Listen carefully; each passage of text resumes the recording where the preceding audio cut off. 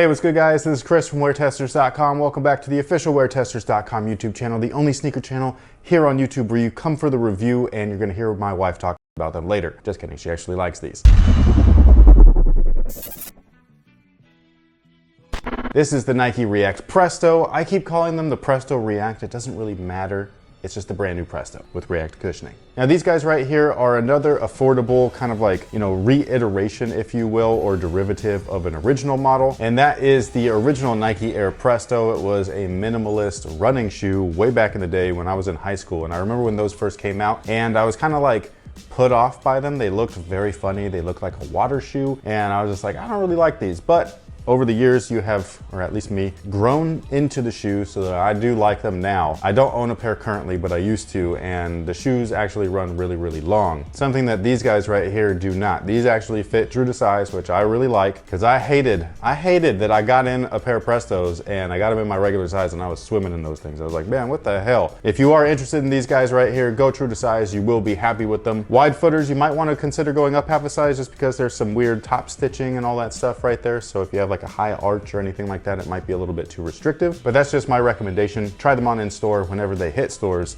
just to be sure. Speaking of that, there is no release date right now. It's kind of weird. So once we have information on where you can grab them, we will put that down below in the description box, but we can tell you that the retail price is $120. And at $120, I actually think that the features that you're getting for a lifestyle model are actually pretty nice. You're not getting any, premium materials or anything like that. The entire shoe is made up of textile mesh in the forefoot with a foam underlay, as well as a midfoot and rear neoprene, but everything is just very, very comfortable. It maintains that kind of like lightweight feel that the original had, and it also has a little bit of the design elements from the original as well, which is featured right here at the midfoot section, that little rubbery TPU kind of like lace cage. It does not look like the original. I wish that it did, but it's its own thing and I do like it. It's not a model that I first saw like the original Presto where I was kind of like, I don't like these. These I actually did see for the first time and I was like, yo, those are kind of pretty fresh. I will say it would have been awesome to have gotten the original Presto upper with this React bottom. I don't know why. I know a lot of people don't like hybrids, but I just think that that would have looked sweet. Now, in addition to the neoprene and the textile mesh, we have that synthetic suede.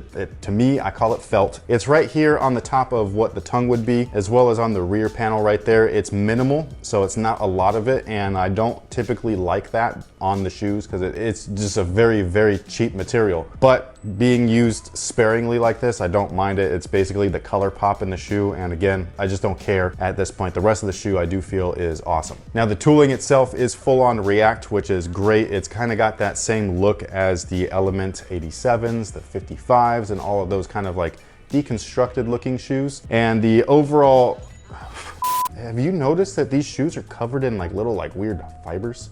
No. Oh man, because it's these and there's a couple other like new Nikes that I got in where they're like that, and I think it was those two, and like they just, every time I move them they go poof, and I immediately want to, man, it's so annoying. What was I talking about? Anyways, the tooling right here kind of gives off that deconstructed look and a little bit Swiss cheese-ish, I guess you could say. No, cut that out. She's over here giving me looks like what'd you just say? So when I get that, that's how you know that that's not making it in the video. Although now it's probably going to. Anyways, for the third time, take 3. But the tooling right here gives off that kind of deconstructed look. What they originally had stated, they as in Nike, with the, I think it was the Element 87, is that this was kind of a original rough concept of what React would eventually be. Obviously with the Epic Reacts, we got a more refined, kind of like cleaner version. It did not have all these craters in it, but for the Element series, they actually released it as they originally designed it. And you can see that that has also made its way over here to the React Presto. There's a lot of rubber on the outsoles right here as well, which is great because some of the Epic Reacts, like people were complaining that there's very little rubber. I get that though, because that's a performance shoe. This being a lifestyle shoe, it could go either way, but they did use a lot of rubber. You can see it all right here on the toe or forefoot surface, as well as on the rear right there. It's also 2 different styles of rubber, which I find interesting. You just got a plain white one up front, and then you got a little translucent one in the back. This one happens to be smoke gray, but that's an element where you're gonna be able to see a lot of little color pops with future colorways. And speaking of colorways, this guy right here is supposed to pay homage to the original Nike Presto in the Brutal Honey colorway. You can see that not only with the upper and the gold cage, but also right here on the insole, it's got this weird looking, I thought that these were kids' shoes at first, but it's got this weird looking cartoon right there of a bee, and all of them seem to have some kind of cartoon something. I don't know what they all mean, but that's just kind of what it is. This insole, by the way, is like ridiculously cheap. It's basically foam that feels like cardboard.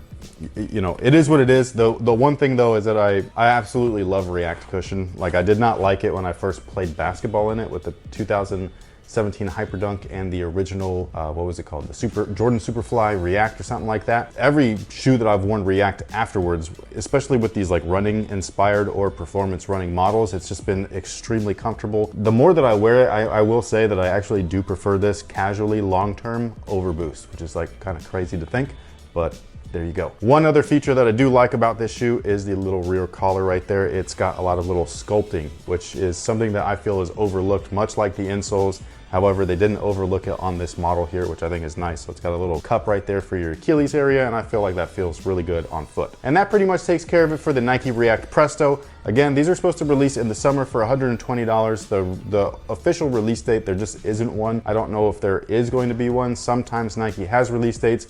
Other times they just like to sprinkle things out, so we'll just have to keep our eyes open and see what happens. Let me know what you guys think about these down below in the comment section. I absolutely love them so far, and I can't wait to see what future colorways hold for the shoe. Thank you so much for watching. Thanks for all your support, and until next time, guys, have a good one. I wanted to ask you. What's up? React or Boost? Yeah, because I just definitively said long-term, because that Achilles thing really flares up every time I wear Boost. Right. I don't get that same flare-up with React. I think React is slightly more stable in the rear. I like Boost for running. No, just a simple React or Boost. Which one?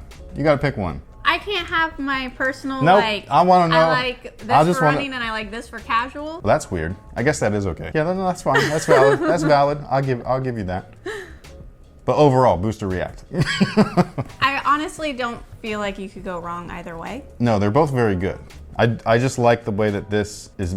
It's slightly more neutral. That's all. Slightly more neutral because it's foam. Well, we were talking about it yesterday, and it's kind of like Boost settles in underneath you, while the React stays neutral. And it only responds while you're moving on it. Yeah, and that's the thing with like Boost, like you'll kind of like, I compared it to a waterbed. Yeah. You know, like where like you're constantly like a little movement and all of a sudden you're like, you know, and stuff like that. And like with React, it doesn't really do that. If you're idle, it's idle. It's when you're in motion, it's in motion. It reacts to you, hence the name React. So that's why I like React a little bit more long-term. When I remember when it first came out, people were like, Boost or React? I was like, I don't know, man. They're both really good. Like you got to give me a little bit more time. I don't know how many years it's been. It's been a few years now. And I can say comfortably, like I do like the neutral side of React.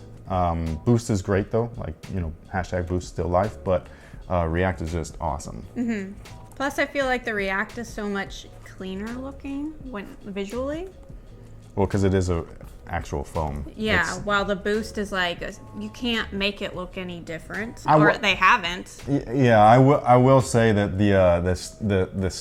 their inability to alter after so long is kind of like, what are you doing, guys? So like Nike, like I like to be even to everybody, or as even as possible, like give credit where it's due type thing. But Nike would have been on that like ASAP. You know what I'm saying? Like to be able to change the look with is something as simple as color, and I'm not talking about painting the Boost. Yes. I'm talking about like actually like making it look cool, and Nike would have figured that out. I don't know why Adidas or BASF or whatever, like I don't know. To me, I'm like literally dumbfounded by that. Where I'm kind of like, yo, you got like you already did your one job. You can't enhance it now. Right. You know, we got cars that drive themselves. I just watched the video. That Tesla thing, man, that shit drives itself. But there's also been some like wicked accidents. Still, it drives itself, man. It drives itself.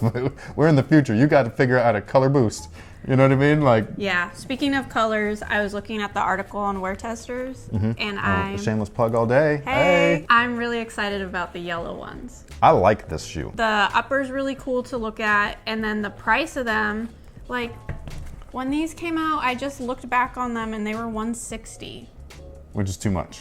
which is pretty crazy. They're super comfortable though. They are super comfortable. I just upgraded to these. Maybe you'll I consider don't them know. a downgrade. Yeah, I was gonna say, I don't know if you can consider that an upgrade. I personally, because I was able to go bigger in size because I wasn't trying to like make it so that my toes were filling everything out. These are so much more comfortable, but they're cheaper than these by $30. These are $130, these are $160. I will say though that, you know, Nike does a good job. Nike's pricing is all over the place, first off. So you can get something that you feel isn't worth its price, but then at the same time, they have plenty of products that you feel are worth. And with the React products, whether it's the 160, the what did you say this was? 130. 130, the 120.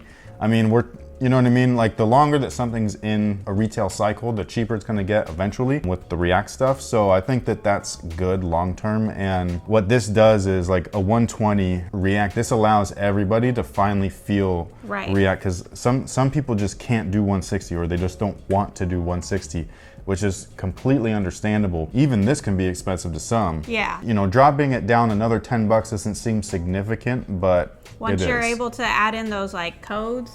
Oh yeah, you get this down to like 100 or whatever. Like, I'm not gonna say that's a steal, but the point is that it allows everybody to feel that premium type of cushion that otherwise wouldn't be. You know?